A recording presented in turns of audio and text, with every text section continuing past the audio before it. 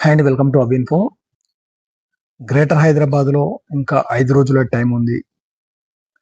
నేను ఎందుకన్నాను అంటే వీడియో పూర్తిగా చూడండి. ఎక్కడ స్కిప్ చేయకండి. అలాగే మీకు తెలిసిన వాళ్ళందరికీ షేర్ చేయండి. అలాగే కొత్తగా ఎవరైతే మన ఛానల్ ఫస్ట్ టైమ్ వచ్చారో సబ్స్క్రైబ్ చేసి, లైక్ చేసి సపోర్ట్ చేయండి. మీకు మంచి మంచి ఇన్ఫర్మేషన్ అయితే మన ఛానల్ ద్వారా మీకు అందించే ప్రయత్నం అయితే చేస్తాను. వివరాల్లోకి వెళ్దాం.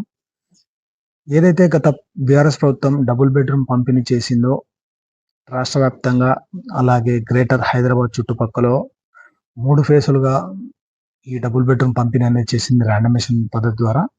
అయితే ఈ రాండమేషన్ పద్ధతి ద్వారా ఎవరికైతే డబుల్ బెడ్‌రూమ్‌లు వచ్చాయో వారికి ఈ కాంగ్రెస్ ప్రభుత్వం వచ్చిన తర్వాత ఈ మౌలిక సదుపాయాలు ఏవైతే ఉన్నాయో వాటర్ కావచ్చు, అలాగే మీటర్, అలాగే డ్రైనేజీ, ఎస్టీపీ ఏవైతే ఇవన్నీ ఉన్నాయో కొన్ని ప్లేసెస్‌లో మాత్రం పూర్తిగా సౌకర్యాలైతే కల్పించింది. అయినప్పటికీ కూడా లబ్ధిదారులు గృహప్రవేశం అయితే చేసుకుంటలేరు.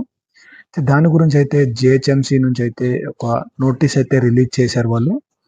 ఈ నోటీస్ ఏంటి అంటే ఆల్రెడీ మీకు ఇదివరకే చెప్పాను. ప్రెజెంట్ కొల్లూరు, అలాగే కొల్లూరు టు అహ్మద్‌గూడ, రాంపల్లి, పోచంపల్లి ఇలా గ్రేటర్ హైదరాబాద్ చుట్టుపక్కల ఏవైతే first phase, second phase, third ఫేజ్‌లో డబుల్ బెడ్‌రూమ్ వచ్చి మీకు పూర్తిగా మౌలిక సదుపాయాలు వచ్చినా కూడా గృహప్రవేశం చేసుకుంటలేరో వారికి మాత్రం జీహెచ్ఎంసీ అయితే నోటీసులైతే వేసిందక్కడ.